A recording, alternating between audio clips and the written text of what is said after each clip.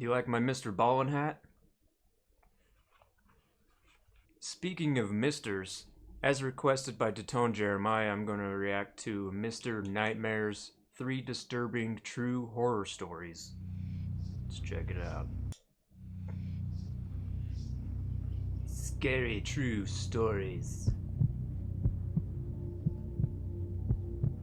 When I was around 12, I had the one bedroom in the house that wasn't on the second floor. My parents' house was a high ranch, so when you entered the house, it split off to 2 floors. One half flight of stairs going upstairs and one downstairs. The downstairs level had the den, the garage, my bedroom, and a bathroom. The other 3 bedrooms in the house were all upstairs. Since I grew up the oldest and the only boy in the house with 2 sisters, I got the room downstairs because it was the biggest and technically the coolest room. After I turned 10, my parents gave my twin bed to my little sister and I got a full-size bed, which was a bit of an upgrade because the room was big and could certainly fit a bigger bed. When I was 12, my little sisters were around 5 and 8, so at this age I would be allowed home alone, but my 5-year-old sister wouldn't be left alone with me, and my 8-year-old sister would only be left alone with me if my parents weren't going to be gone for too long. If they'd be gone for longer periods of the day, then one of my parents would take both of my sisters. For this short period of time, I'd say like 3 nights in a row, maybe a little more, I was waking up in the middle of the night for no reason, and I'd have trouble falling back asleep. Considering I was 12 years old, I knew I shouldn't have been having sleeping problems at that age. I was sleeping with the fan on next to my bed because it was a hot couple of days in the middle of the summer, so I wasn't sure what exactly was waking me up considering the fan provided a steady white noise. One of these nights, I got up after waking up to refill my glass of water. I went to the bathroom right outside my bedroom, and as I was filling it up, I thought I heard something come from inside my room. I turned off the faucet and then listened, but now there was nothing, just the sound of the fan. I walked to the doorway in my bedroom, and I couldn't tell what it was, but something was creeping me out about my room now. I went upstairs to the living room and decided to sleep on the couch that night. I fell asleep eventually, but that same night, again, I woke up, this time to noises from the kitchen. I saw the glow of the light from the fridge and the sounds of someone rummaging through it. The way that floor was set up had the kitchen out of view from the couch in the living room. I couldn't see who was there. I heard the fridge door eventually shut, then footsteps walk away and downstairs. I was drowsy, and so I went back to sleep. I believe it was the next day that my mom was folding clothes in my room and she told me my room stunk and I needed to clean up whatever that smell was. I ignored her because I really didn't smell anything. I wish I didn't ignore her though. That night, our dad put the air conditioning on because it was simply too hot. After we all watched a movie as a family, everyone started getting ready for bed. I went to my room and played video games for a little while before getting sleepy. By that time, I turned off the TV and console and rolled on my side to go to sleep like I always did. Tonight I didn't have the fan on because the air conditioning was on, so there was just the sound of the air blowing out from the vents in the ceiling. I fell asleep, but once again I woke up not long after. I didn't know what the sound I heard was. All I heard was the vent fan blowing air. Then, when it stopped blowing air, the room was silent, and I heard something. Breathing. But it wasn't my breathing, though. I looked around the room. The closet door was shut, so there was no way it was coming from there. Part of my childlike innocence assumed it was my younger sister playing a prank. I got on the floor and looked the one place I could think to look. Under the bed. I lifted the little piece of cloth that dangles at the bottom of the bed, and there was a very large person laying underneath my bed on a pile of blankets. Their head was facing me, but their eyes were closed. I fell backwards and basically crab walked out of the room screaming, "Dad!" I heard my parents' door swing open and my parents yelling in concern. I pointed into my room and said, "Under the bed," and my dad went and pulled out this very large, dirty-looking man. I remember my dad quite easily physically forcing the man outside as my mom called 911. I'm sure he went to jail for a while. Or maybe not because he was homeless, who knows. This did a lot of mental damage to me where I didn't even want to sleep in my own room anymore, or let alone in that house. I had to sleep in the middle of my parents for a while. Then my dad installed security cameras all over the house. We threw out everything that was opened in the fridge because we had no idea what he put his mouth on in there. The fear of someone being under my bed stayed with me for a long time, years to come. Creepy. We don't even know how long he was hiding under my bed. It could have been a few days. The smell, the person going through the fridge, the randomly waking up every night for a few days. Whether he meant harm or not, having someone hiding under your bed is every child's biggest nightmare. Could you imagine having someone sleeping under your bed? I have a habit of looking under my bed when I get home from work. This story is from my great-grandfather, who is currently at the ripe old age of 101. That's a He's lot of told this bird story shit. at family gatherings for years. He's from the city of Yaroslavl in Russia. I guess it was the Soviet Union when he was born there. Being from the USSR, of course he served under the Soviet Union during World War II, then fleeing to the Beautiful. United States a few years after to escape communism. He That told me not this so story beautiful. again recently. It happened not long after the Battle of Veliki Luki, which wasn't a major battle of the war, but it still ended up in a large amount of Soviet and German bloodshed, as most battles at the time did. It was the evening, and according to my great-grandfather, it was very cold that night, like hellish cold. They were in a small house/building that was one of the few with no damage to it, which made it nice because it was warm. Him and his comrades were celebrating with drinks, songs, laughing, and joking, what you could imagine a celebration would look like.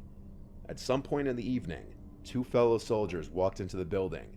My great-grandfather and his friend Sergei didn't care for these two. It was apparently because they were loudmouths and were just unpleasant guys. Sergei asked my great-grandfather if he wanted to go out and have a smoke. He agreed, and the two put on their heavy coats and walked out into the freezing cold air. My great-grandfather pulled out a cigarette, as did Sergei, and then he lit both of their cigarettes. They were talking for a while, both enjoying their cigarette and basking in the glory that came along with winning the battle that had been going on for about 2 months. After my great-grandfather finished his cigarette, they were both about to go back inside when they heard what sounded like a man scream from the woods in the distance. Fearing that it was the scream from one of their comrades, possibly being attacked by a patrol of pissed-off Germans, they went back inside quickly and grabbed their guns. Because of the fact that there might be armed Germans, they got a bunch more of their fellow soldiers to run into the woods with them. My great-grandpa mentioned that as he got deeper into the woods, he started to get a weird feeling, like dreaded Bigfoot. fear. When they couldn't hear screaming anymore, my great-grandpa suggested that they all split into duos and search for whoever it was. Sergei went with him, while the others went off in their own duos. After about 2 minutes of walking through the dark, cold woodlands, my great-grandpa said that he could hear faint crying, like someone was in pain. Sergei heard this too, so they walked to where they heard the crying sounds. They started seeing drops of blood in the snow, so they both began to take the situation as more of a threat than they were earlier. It still gives me chills when my great-grandpa tells me this part. When him and Sergei got to the source of the crying sound, they had found the most bizarre and disturbing scene they had witnessed. 2 German soldiers on the ground, one of them dead, one alive. One of them had their uniforms ripped and bloodied. The alive one was cowering by a tree, muttering stuff in German. He didn't notice my great-grandpa and Sergei right away. My great-grandpa then walked towards the other body. The corpse was horrifically mutilated, missing limbs, skin ripped off the face. His uniform was shredded and it looked like he had been scalped. Could've Another been thing a that grizzly stood out to bear. my great-grandpa was the smell. He couldn't describe the smell, saying it wasn't like a dead body, but more like chemicals. The corpse looked fresh. Sergei investigated the living soldier, who then, noticing Sergei, jumped back in terror, as if he had been traumatized. He was shouting stuff in German. It was only then that my great-grandpa noticed that his leg had been torn apart and his chest was bloody. He said he could remember that German screaming something like Jeez. "Das Kolas" or something similar. Sergei pulled out his pistol and put the German out of his misery with a single shot to the head. Almost immediately after this, my great-grandpa described hearing moaning-like noises, and that's when a very tall thing started running in the darkness away from them. Afraid, Sergei and great-grandpa started shooting erratically in the direction of the thing. The other men ran over, but the thing was gone. All of the men were reprimanded when they got back to the village, but a report was sent to the Bigfoot. high command. It was never investigated further. My great-grandpa claims that it was the most terrifying experience of his life. It makes him stressed when thinking back on the sight of that mangled German and that thing.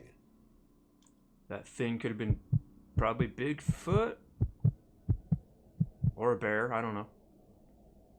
This happened when my fiancée Morgan and I just moved into our house together in a quiet little town. We still live in this house. It's a modest, cute little house, perfect for us and a couple of kids if and when we decide to have. We met one of the neighbors right off the bat. They seemed nice. They were an older couple in their late 60s. The neighbors on the other side were pretty far away, so we didn't meet them for a while. We were still in the unpacking and furnishing phase. It might have been week 2 of living in the house. We were exhausted by every night, having to work our jobs and then also setting up the house and unloading. Morgan was cooking pasta in the kitchen. I was sitting at the table talking to her while on my laptop shopping for area rugs. It was a little stuffy in the house, so I was going to go slide open the back door, but as I got to it, I looked into the backyard and noticed someone sitting in one of the chairs. He was kind of hunched over with his head down. When I say I almost shit myself when I saw it, I'm not kidding. I whispered Morgan's name and said, "Don't scream, but there's a man in the yard." She walked over to look outside and gasped. She grabbed me and kind of hid behind me and said, "Go say something." "No, wait, don't." Truth be told, I myself didn't know if I should go out there or not. I'm not the biggest man, to be honest, and even though this guy had his back to us and was sitting down, he looked like he was bigger than me. Morgan suggested I knock on the glass and yell at him to leave. I didn't want to do it though, I was scared. The backyard is huge, but right outside the backyard door is a patio with the leftover furniture. The lights in the yard weren't on. We just saw him through the interior lights shining through the glass door, which meant he had to know we were in here. I said fuck it, knocked on the glass and yelled, "Hey, you need to get off our property." The man turned around and looked at me. He then got up with this half smile, almost like he was laughing. He looked 50. He had a really long gray beard and tattoos down to his wrists. He walked up to the glass. I made sure the door was locked. He stood on the other side of the glass door and shifted his gaze to Morgan. He started licking his lips and saying vile shit. I yelled, "All right, I'm calling the police." I closed the sliding blind to get him out of our faces. I called 911 and told the operator to please hurry and send police to our house. I could still hear the man on the other side of the door, now speaking at a very high volume, almost yelling, still saying disgusting things about Morgan. I put the phone to the glass so the operator could hear it. He made me stay on the phone until police would show up. Eventually it went quiet outside, and so I took a peek out the glass and the guy was gone. Still, I couldn't wait for police to arrive, and when they did, they searched the backyard, took a police report, and left. We thought it was over, but later on that night when we were in the living room watching TV, we both agreed we heard something from outside in the yard. I went over to the window and kinked the blind, just enough to see that man outside again. He had a cigarette in his hand. He was talking to himself, or trying to talk to us, facing the house. He noticed the kink in the blinds, because he ran over to the window. I jumped back, and he started pounding on the window, saying all these awful, sick things he wanted to do to Morgan. I told her to go upstairs. I didn't want her to hear this anymore. I yelled, "I'm gonna call the police again," and then the pounding stopped, and he went silent. I waited a few seconds before kinking the blind again, and he was gone. I went upstairs to go comfort Morgan, who was visibly shaken. I told her he was gone, when in hindsight I should have called the cops again. Downstairs, I heard bumping and knocking. I went halfway down the stairs and heard bumps on the back door and the doorknob twisting and turning. He was trying to get into the house. I grabbed the phone in the kitchen and called 911 again, once again begging the operator to send police now. This time the police arrived a lot quicker, and I didn't alert the man outside that they were coming. But unfortunately, by the time they showed up, that man disappeared again. It's very likely he just ran off into the trees deep in the backyard. He didn't come back again that night. The next day, we went around knocking on neighbors' doors, both introducing ourselves to those we hadn't met yet and asking them if they knew anyone matching the description of that man. What we found out was disturbing. A couple a few doors down from us knew that man. He was known for beating his ex-wife and having a drinking and drug problem, and generally just regarded as very dangerous. He lived around the block from us in a small, rundown house. That's the scariest part. We reported him to the police, but since we didn't have him on video, we couldn't press charges. We don't know if he still lives there because we haven't heard from or seen him in a long time. I hope it stays that way. Weird. Pretty creepy stuff. I think the creepiest one was the first story where there's some homeless guy sneaking in your house and sleeping under your bed while you're sleeping. And his mom said his room smelled bad, and that's probably the homeless man. You know, he probably hasn't showered in 2 years. maybe 10 years. The second story sounds like a Bigfoot sighting or maybe a grizzly bear. That would be creepy too. And the third story sounds like a guy on drugs who just, when people are on drugs, they're a little crazy. Anyway, thanks for the recommendation, Jeremiah. It's a nice channel, Mr. Nightmare. I'm going to subscribe to him for sure, and I'll check out more. So now I'm going to be checking under my bed all the time. Thanks for watching if you did. Peace.